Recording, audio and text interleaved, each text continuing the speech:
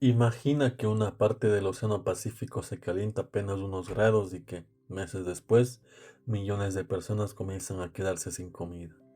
Aunque parece una cadena imposible, algo parecido ocurrió entre 1876 y 1878, cuando las lluvias fallaron simultáneamente en regiones separadas por océanos enteros. Mientras India perdía el monzón, el norte de China se secaba y cientos de miles de brasileños abandonaban sus hogares intentando escapar del hambre. Y cuando la crisis terminó, una reconstrucción científica estimó que las hambrunas asociadas con aquellas sequías pudieron superar los 50 millones de muertes. Sin embargo, antes de imaginar el niño recorriendo el planeta con un control remoto para apagar nubes, debemos aclarar algo fundamental. El fenómeno climático encendió la mecha, pero la pobreza, las enfermedades y las decisiones políticas determinaron el tamaño de la explosión. Esta es la historia de cómo un cambio en el océano terminó relacionado con una de las mayores catástrofes humanitarias de la historia moderna. Para entenderlo, imagina el Pacífico tropical como una bañera gigantesca cuya agua caliente es empujada constantemente hacia uno de sus extremos. Normalmente, los vientos alisios llevan el agua superficial cálida hacia Asia, mientras agua fría y rica en nutrientes asciende cerca de Sudamérica. Y como las grandes nubes tropicales suelen formarse sobre las aguas más cálidas, buena parte de la lluvia también se concentra hacia el oeste. Sin embargo, durante el Niño esos vientos se debilitan, el agua caliente se desplaza al centro y al este y la atmósfera reorganiza su circulación. Como consecuencia, algunas regiones reciben lluvias intensas mientras otras descubren que las nubes que esperaban para cultivar simplemente no llegaron. Por eso, el niño no controla cada tormenta como un interruptor, aunque sí carga los dados del clima y modifica las probabilidades. Y en el siglo XIX, cuando millones dependían completamente de una temporada de lluvia, unos dados cargados podían vaciar graneros enteros. Pero aquí aparece la primera complicación, porque la catástrofe de 1876 a 1878 no puede explicarse mediante un único fenómeno. El Pacífico pasó de varios años relativamente fríos a un El Niño extremadamente intenso, aunque los escasos registros impiden compararlo perfectamente con eventos modernos. Además, coincidió con anomalías en el Océano Índico y el Atlántico, de modo que varios sistemas climáticos comenzaron a empujar en la misma dirección. Así, las sequías se prolongaron en parte de Asia, África, Sudamérica y Australia durante más de una temporada agrícola. Y cuando una cosecha fracasa una vez, todavía pueden existir reservas, pero cuando también falla la siguiente, la comida empieza a convertirse en tiempo. Sin embargo, una sequía extrema tampoco produce automáticamente una hambruna, porque entre la falta de lluvia y la muerte existen muchas decisiones humanas. En el sur de India, precipitaciones comenzaron a fallar desde 1875 y empeoraron durante 1876, hasta destruir cultivos y pastizales. Como resultado, los campamentos perdieron sus cosechas, el ganado perdió alimento y millones de trabajadores rurales se quedaron sin ingresos al mismo tiempo. Pero mientras las familias se empobrecían, los mercados continuaban funcionando y parte del cereal seguía circulando dentro y fuera del territorio. Por eso el problema no consistía solamente en que faltara comida, sino en que cada vez menos personas podían pagar por ella. Y una persona hambrienta puede estar rodeada de sacos de grano, pero difícilmente puede alimentarse observando cómo funciona la oferta y la demanda. Aunque la administración colonial organizó programas de socorro, muchas raciones estaban vinculadas a trabajos físicos realizados por personas ya debilitadas, de modo que quien necesitaba alimento para recuperar fuerzas podía tener que demostrar su necesidad usando precisamente las fuerzas que había perdido. Además, la respuesta oficial intentó limitar el gasto y evitar una intervención amplia en los mercados, incluso mientras la mortalidad seguía creciendo. Por eso las estimaciones modernas sitúan las muertes en India entre aproximadamente 6 y 10 millones, aunque los registros continúan siendo discutidos.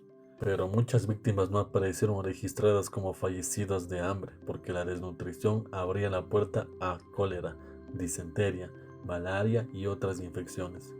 Mientras sus defensas se debilitaban, miles abandonaban sus hogares y ya se concentraban alrededor de ciudades, caminos y campamentos de ayuda.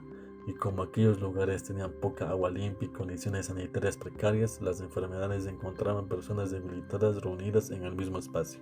Así, La sequía derribaba la primera ficha, mientras el hambre, el desplazamiento y las epidemias se encargaban de empujar las siguientes. Al mismo tiempo, la lluvia desaparecía sobre el norte de China, especialmente alrededor de la cuenca del río Amarillo.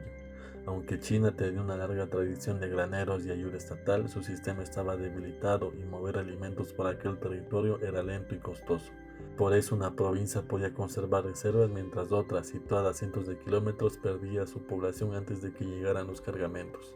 Y aunque el gobierno organizaba locales y grupos internacionales movilizando recursos, la crisis avanzó más rápidamente que la ayuda.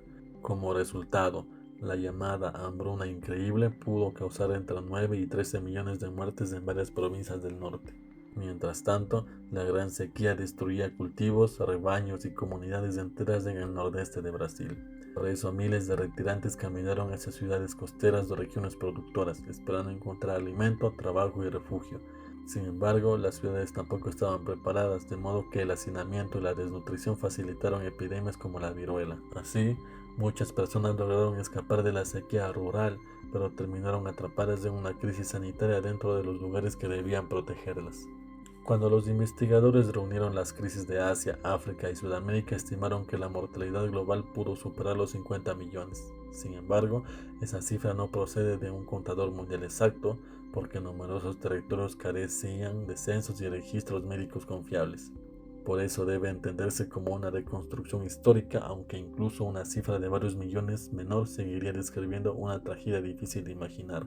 Y aquí aparece la verdadera respuesta. El niño creó el peligro, pero la vulnerabilidad social decidió cuántas personas morirían. Actualmente tenemos una ventaja que en 1877 habría parecido magia. Podemos observar continuamente el océano desde satélites, barcos y redes de boyas. Gracias a esos datos, los meteorólogos detectan el calentamiento del Pacífico y pueden advertir sobre el Niño con varios meses de anticipación. Además, organismos internacionales vigilan lluvias, cultivos, vegetación, precios y reservas alimentarias, de modo que una mala cosecha ya no debería ser una sorpresa. Y cuando el peligro se detecta temprano, pueden distribuirse semillas resistentes, almacenarse agua, proteger animales y entregar recursos antes de que las familias pierdan todo. También contamos con embalses, sistemas de irrigación, carreteras, puertos y redes comerciales capaces de transportar grandes cantidades de alimentos rápidamente. Mientras tanto, la vacunación, el saneamiento y los tratamientos médicos reducen las epidemias que antes convertían una sequía en una ola de mortalidad. Por eso hoy existen varias barreras entre una temporada sin lluvia y una hambruna: pronóstico, reservas, transporte, salud pública y asistencia económica. India demuestra esa diferencia porque ha sufrido sequías graves después de su independencia sin repetir hambrunas comparables a las del siglo XIX. Sin embargo, las alertas no alimentan por sí mismas a una población, porque todavía hacen falta recursos, instituciones y voluntad política para actuar. Y cuando una guerra destruye cultivos, bloquea carreteras o impide la ayuda humanitaria, todas esas barreras modernas pueden desaparecer rápidamente. Además, el calentamiento global puede intensificar algunos extremos de lluvia y sequía, aunque sus efectos concretos dependan de cada región y evento. Por eso el Pacífico de 1877 no fue un asesino que actuó directamente, sino la primera pieza de una enorme cadena climática y humana. El océano alteró las lluvias, pero fueron la pobreza, la falta de acceso y las respuestas insuficientes las que transformaron la sequía en una matanza. Y aunque hoy podemos ver llegar el peligro, la verdadera pregunta sigue siendo la misma. Cuando aparezca la alarma, ¿decidiremos actuar a tiempo?